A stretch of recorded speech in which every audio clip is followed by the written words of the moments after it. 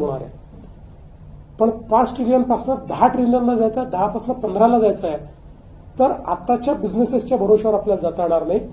त्याकरता innovation ecosystem तयार करावी लागेल आणि महाराष्ट्र एक ग्रोथ इंजिन आहे. म्हणून ही महाराष्ट्रात तयार करायचा आपण निर्णय घेतला.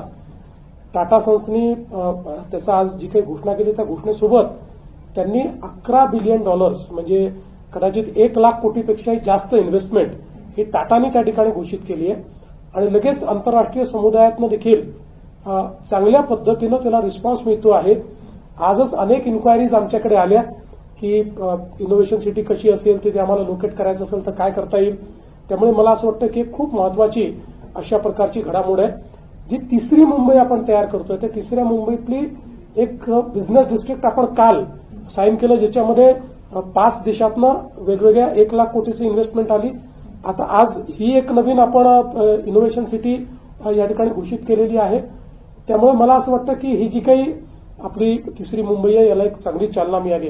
आज त्याचसोबत एक अजून अनाउन्समेंट टाटा सन्सनी केलेली आहे, ती म्हणजे मुंबई करता सर्क्युलर इकॉनॉमीची.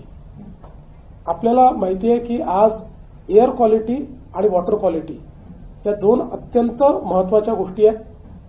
एअर क्वालिटी आणि वॉटर क्वालिटी सुधारवण्याकरता solid waste, liquid waste, industrial waste, electronic waste, medical waste अशा सगळ्या गोष्टींना या सर्क्युलर इकॉनॉमीच्या माध्यमातून नवीन टेक्नॉलॉजीचा वापर करून वेस्टला वेल्थमध्ये कन्व्हर्ट करायचं आणि झिरो लँडफिल ठेवायचा.